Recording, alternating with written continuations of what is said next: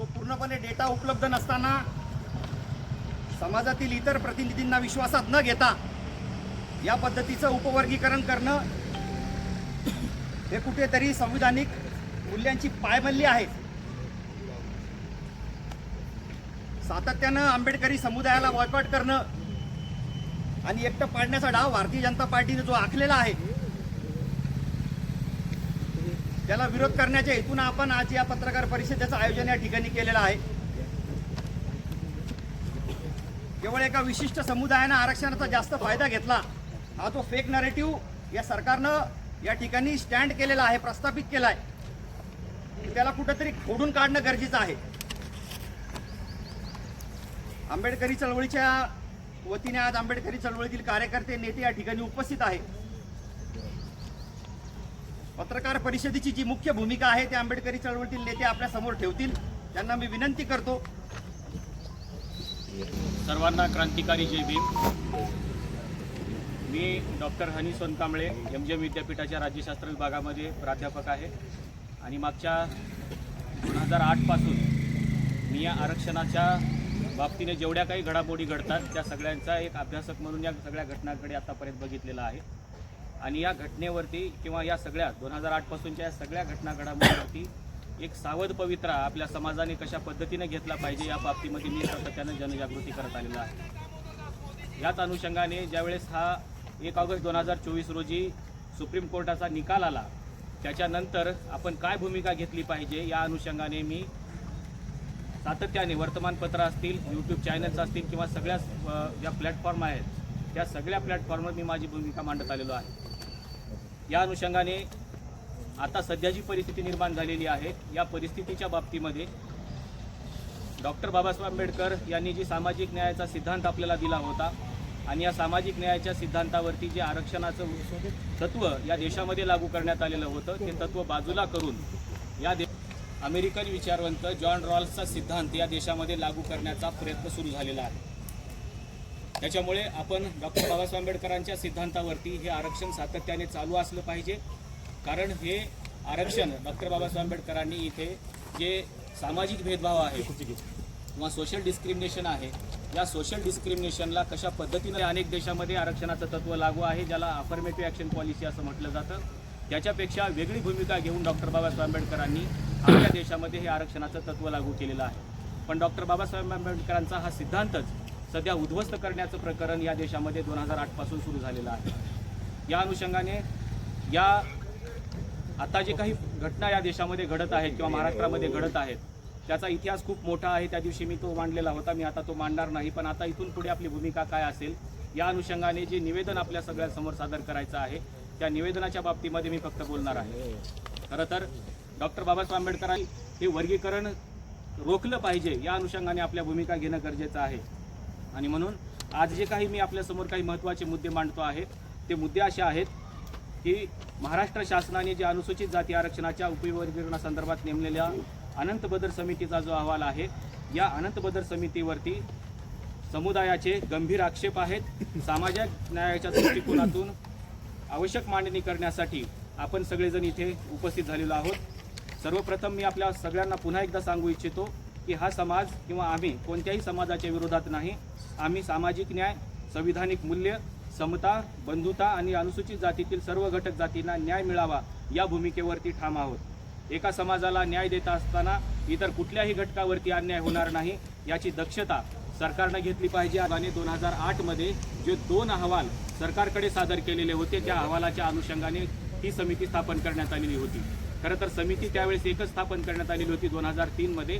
2003 मध्ये स्थापन केलेल्या समितीने 2008 मध्ये 2 अहवाल सादर केले। खरं तर या समितीकडून एकच अहवाल येणं अपेक्षित होतं, पण समितीमध्ये फूट पडली आणि समितीमध्ये फूट पडून उपाध्यक्ष आणि सदस्य यांच्या सहीने एक अहवाल सादर झाला सरकारला आणि दुसरा अहवाल अध्यक्ष आणि सहसचिव यांच्या सहीने सादर झाला। त्याच्यामुळे मुळातच तिथे 2 वर्ग पडलेले होते या आयोगामध्ये आणि दोन्ही वर्गांची फरक असल्यामुळे या शिफारशी अनुसूचित जाती जमाती आयोगाकडे पाठवण्यात आलेल्या होत्या आणि त्या शिफारशी ज्या खात्याच्या अंतर्गत आहेत त्या खात्याला देखील या शिफारशी सगळ्या सादर करण्यात आलेल्या होत्या। त्या खात्याकडून त्यांचे अभिप्राय मागवले गेले, अनुसूचित जाती जमाती आयोगाकडूनही अभिप्राय मागवले गेले आणि शेवटी असं सांगितलं गेलं की यातल्या 25 शिफारशीवरती शासनाने ऑलरेडी काम करायला सुरुवात केलेली आहे. 29 शिफारशी या विचाराधीन आहेत, 14 शिफारशी या अधिक आर्थिक भाराच्या आहेत आणि 14 शिफारशी सरकारने स्पष्टपणाने नाकारलेल्या होत्या आणि त्याच्या संदर्भातला GR सरकारने 31 डिसेंबर 2011 मध्ये काढलेला होता. त्यावेळेसच हे सगळं मॅटर क्लोज झालेलं होतं, क्लोज केलेला होता. त्यातल्या 14 मागण्या स्पष्टपणाने सरकारने नाकारलेल्या होत्या. त्याच्यामुळे तो अहवाल आता ग्राह्य धरू नये अशी आमची ठाम भूमिका आहे. दुसरी महत्त्वाची गोष्ट म्हणजे भारतीचा जो अहवाल आला, या भारतीच्या अहवालामधला जर तुम्ही अहवाल काढून बघितला तर एखादा MA चा पोरगा किंवा MPhilचा पोरगा देखील एक चांगला अहवाल लिहू शकतो. इतका बेकार अहवाल या रिपोर्ट यावे असले पाहिजेत. वैज्ञानिक पद्धतीनं म्हणजे सायंटिफिक पद्धतीनं केलेला अभ्यास असला पाहिजे आणि न्याय निकषाच्या आधारावरती हे सगळे निर्णय घेणं गरजेचं आहे. असे मनमानी निर्णय घेऊन चालत नाहीत. सगळ्यात महत्त्वाची गोष्ट म्हणजे अनुसूचित जातीसाठी राखीव असलेली पदे आजही महाराष्ट्रामध्ये हजारोच्या संख्येने आहेत. त्याचा बॅकलॉग आतापर्यंत मागच्या 75 वर्षामध्ये भरला गेला नाही. सरकारने अगोदर हा सगळा बॅकलॉग 100% भरला पाहिजे आणि मगच काय करायचं तो निर्णय घेतला पाहिजे. त्याच्यासाठी त्यांनी सर्व असे वेगवेगळे जे प्रिन्सिपल्स डायरेक्टिव्ह प्रिन्सिपल्समध्ये दिलेले आहेत हे सगळे पर्याय सरकारनं तपासून बघितले पाहिजेत. आणि सगळ्यात महत्त्वाची एक डिमांड आहे की सरकारनं यावरती एक श्वेतपत्रिका जाहीर केली पाहिजे, ज्याच्यामध्ये उपलब्ध डेटा, प्रस्तावित मॉडेल, त्याचे निकष, अपेक्षित परिणाम आणि कायदेशीर भूमिका काय आहे या सगळ्या गोष्टींची एक श्वेतपत्रिका सरकारनं जाहीर केली. 10 तारखेला नोटिफिकेशन काढलं होतं. 10 तारखेला बदर आयोगाने अहवाल दिलेला आहे तो आंबेडकर जयंतीचा कार्यकाळ असतो. सगळे कार्यकर्ते, नेते मंडळी, जनता सगळे आंबेडकर जयंतीच्या कार्यक्रमात गुंग असतात. सरकारने जाणीवपूर्वक धोकेबाजी समोर ठेवून हा एक कार्यक्रम त्यांनी घोषित केला होता. परंतु आमच्या काही नेत्यांच्या, राज्यस्तरीय नेत्यांच्या लक्षात आल्यानंतर त्याला माननीय मला वाटतं समाज कल्याण मंत्री यांनी सुद्धा पुढाकार घेऊन तो अहवालाच्या बाबतीमध्ये मुदत वाढवून द्यावी म्हणून प्रयत्न केले आणि 30 तारखेपर्यंत त्यांनी मुदतवाढ दिलेली आहे. मला दुसरी एक गोष्ट सांगायची अशी होती की आज जर शेड्यूल कास्टच्या बाबतीमध्ये वर्गीकरण करायचा मुद्दा या ठिकाणी आलेला आहे, तो प्रामाणिकपणे आलेला नाही आहे. तो आपलं मतदान, आता यांना सरकारला माहीत आहे की इथल्या बौद्धाचं मतदान मेजॉरिटीनं हे भारतीय जनता पक्षाला जात नाही. जाती व्यवस्था मानणाऱ्याला, मनुव्यवस्था मानणाऱ्या सरकारला जात नाही. म्हणून त्यांनी बौद्धांना वेगळं पाडण्यासाठी ना आपलं मतदान, आपलं जे मतदान आहे, हिंदुत्ववादी मतदान आहे, त्याला घट्ट करण्यासाठी हा अहवाल आणि हा निर्णय त्यांनी घेतलेला आहे. नंबर 1. नंबर 2, आज जर यशाला जागृत करण्याचा प्रयत्न राज्यस्तरीय सुरू आहे. मातंग समाजाच्या वेगवेगळ्या संघटना ज्या आहेत त्यांनी सुद्धा याला विरोध केलेला आहे. त्यांना वर्गीकरण नको आहे. परंतु काही भारतीय जनता पक्षाचे आमदार आहेत त्यांनी हा प्रयत्न पुढे लावून धरलेला आहे आणि इथे चर्मकार समाजाच्या महामंडळाने सुद्धा याला विरोध केलेला आहे की आम्हाला वर्गीकरण नको आहे. म्हणून दलितामध्ये फूट पाडण्याचं काम या ठिकाणी सरकार करत आहे. याचा आम्ही सर्वप्रथम निषेध करत आहोत. पुढची घोषणा मोर्चाची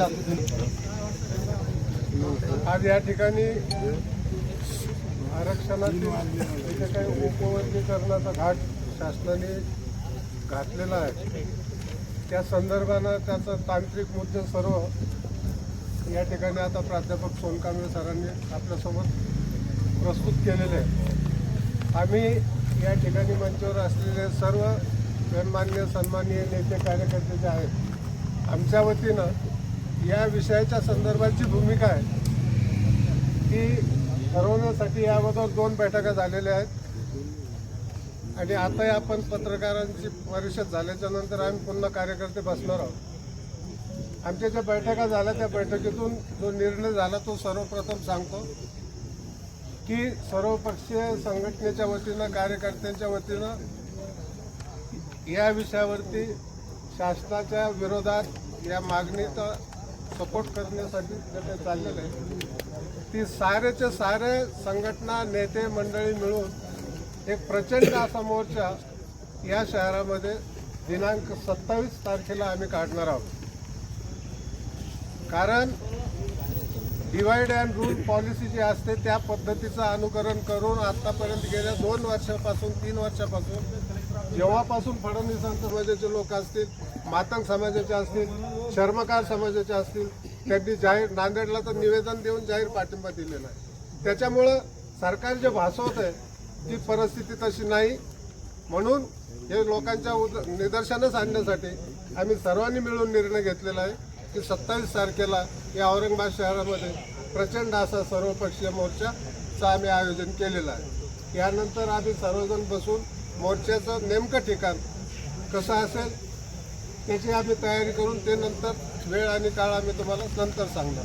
सर एक प्रश्न किंवा नावारूपाला आलेले जे लोक आहेत 58 जातीपैकी जितकी जास्तीत जास्त लोक आम्हाला मिळतील त्यात प्रामुख्यानं चर्मकार समाजाचे, मातंग समाजाचे पण असतील, काय वाल्मी समाजाचेही असतील, हे प्रामुख्यानं असतील. पण याच्या व्यतिरिक्त जे लोक आहेत ते लोक सर्वांना एकत्रित मॅक्झिमम लोकांपर्यंत पोहोचण्याचं काम आम्ही करणार आहोत आणि जितके लोक येतील त्या लोकांना आम्ही घेऊन याच्यामध्ये सामील होणार. आज या पद्धतीनं जर सरकार हा उपवर्गीकरणाचा घाट घालतो याला जर विरोध केला आम्ही ताकदीनं तर पुढे क्रिमिनल लागू होण्याचा प्रश्नच येतो. लागूच आहे त्याच्यामध्ये असं आहे की सुप्रीम कोर्ट सगळ्यात मुळात जो वर्गीकरणाचा विरोध आहे त्याच्यामध्ये एका पर्टिक्युलर कम्युनिटीची किंवा कम्युनिटीतले जे RSSच्या नादाला लागलेले जे 2-3 संघटना आहेत त्यांना याविषयी विचारलं तर त्यांना क्रिमिलेअर काय हे सुद्धा माहिती नाही. त्यांना फक्त वर्गीकरण एवढंच कळालं, जेवढं सांगितलं तेवढंच बोलायचं त्यांना कळालं. पण जेव्हा एका प्रवर्गाची किंवा प्रवर्गातील एखाद्या संस्थेची किंवा संघटनेची किंवा व्यक्तीची मागणी होती उपवर्गीकरण करा, तर ही मागणी जेव्हा सुप्रीम कोर्टात गेली तर सुप्रीम कोर्टाने अजून एक रिटर्न गिफ्ट दिलं ते म्हणजे क्रिमिलेअर. पण तो SC/STच्या बाबतीमध्ये करण्याचा असंवैधानिक निकाल इंट्रोड्यूस करण्याचा असंवैधानिक निकाल सुप्रीम कोर्टाने दिलेला आहे. त्याचा आम्ही विरोध करत आहोत.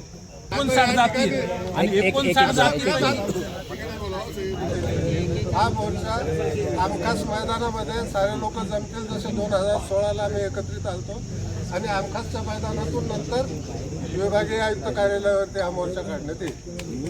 27 तारखेला दुपारी 11 वाजता. संविधानिक बाब आहे, हे संविधानाने दिलेला विषय आहे. त्याच्यामुळे राज्य सरकारने याच्यात हस्तक्षेप करायचा संबंधच येतो कुठं?